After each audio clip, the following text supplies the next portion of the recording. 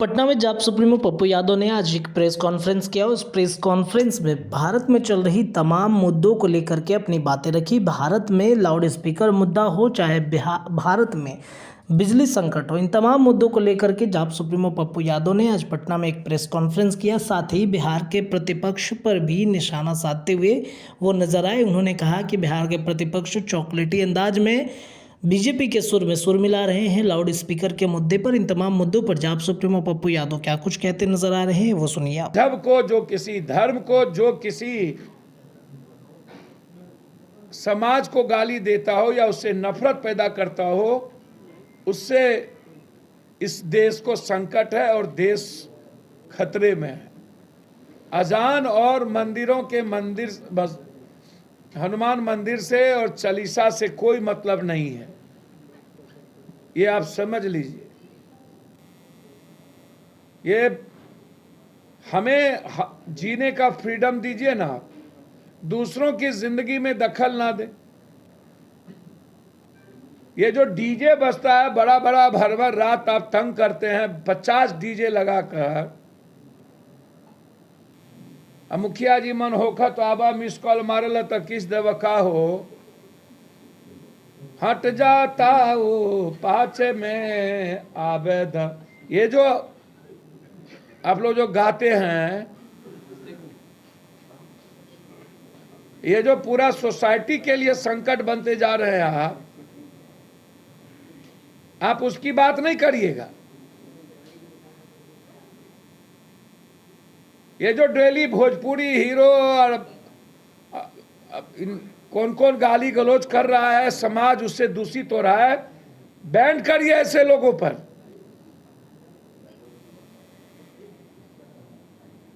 ये राजनीति और इस देश की समस्या को गौन करने के लिए अजान, हनुमान, चालीसा, बारे बा।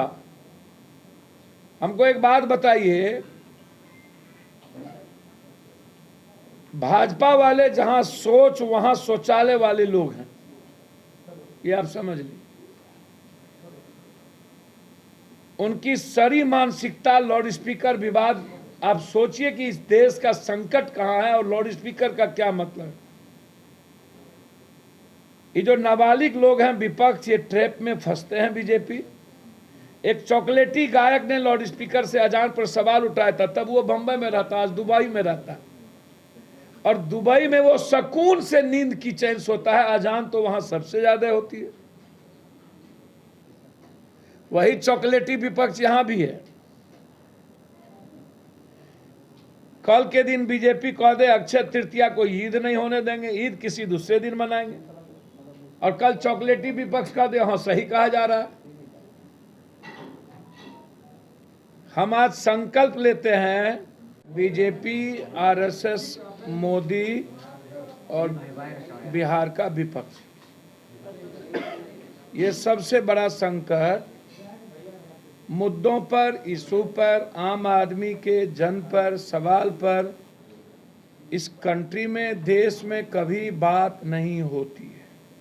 6 लाख टन, 6 लाख मेगावाट बिजली इस कंट्री को चाहिए, मात्र 2 लाख मेगावाट बिजली उत्पादन होती है। 8 घंटा, 9, 7 घंटा, 6 घंटा से ज्यादा बिजली उत्तर प्रदेश और बीजेपी शासित राज्यों में नहीं है।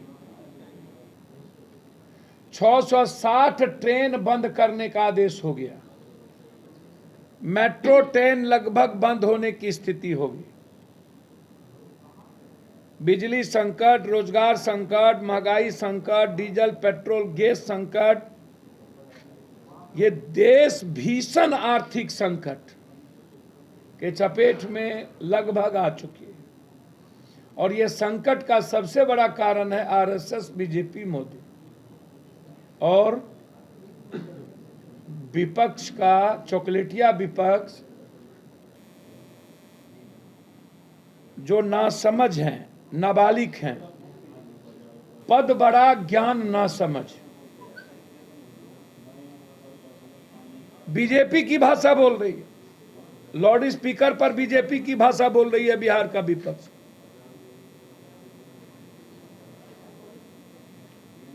अरे लाउड स्पीकर ना अजान से समस्या है, ना हनुमान चालीसा और ना रामधुन से।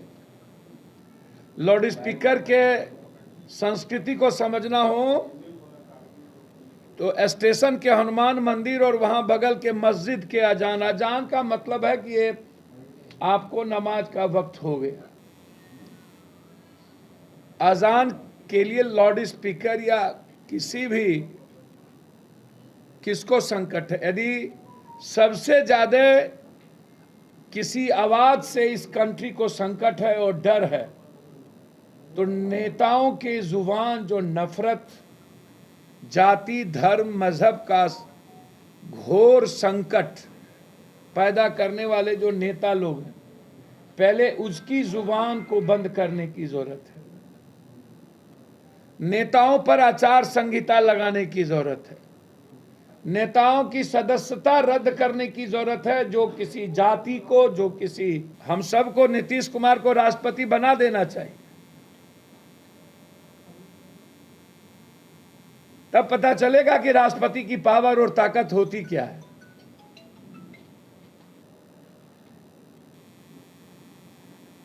स्वीकार कर लेना चाहिए।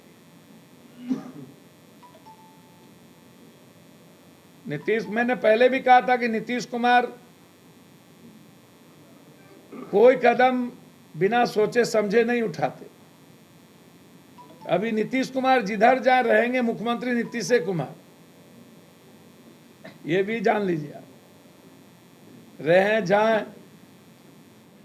अब हमारी लड़ाई जो संकट आने वाली कोयला को लेकर के, जो अदानी को आप पूरा कॉपरेट कर रहे हैं, इन माफियाओं को, और एकदम इफ्तार पार्टी के में लगे हैं एक एक गाड़ी पर गलबैयां करके।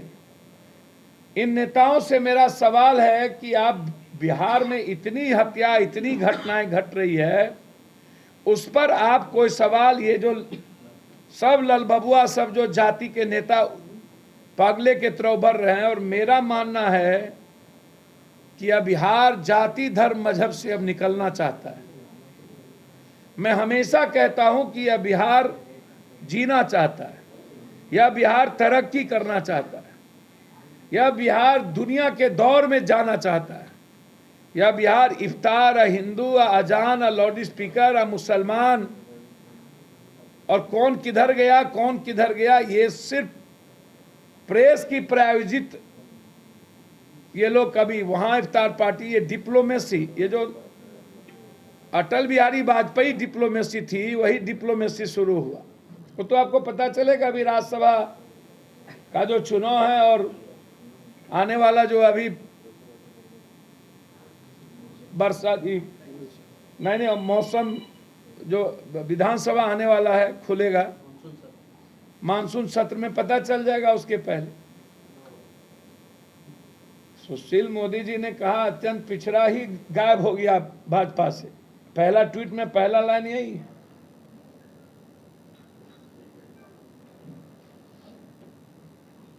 अरे भाई, भाजपा को स्वीकार करना होगा तो नित्यानंद यादव को कहे स्वीकार, कोई यादव को कहे स्वीकार करेगा। उनकी जो मानसिकता है वो बिल्कुल खिलाफ, जो विपक्ष और भाजपा जो बिहार का नंबर 1 दुश्मन बन चुका है।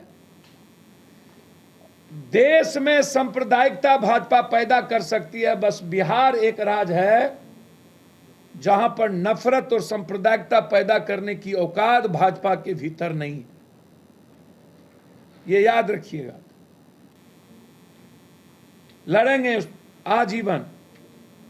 कभी बिहार भाजपा को स्वीकार नहीं करेगी। ये तो नीतीश जी की देन है कि भाजपा की सरकार, और हम तो चाहते हैं कि नीतीश जी इस देश के राष्ट्रपति हों।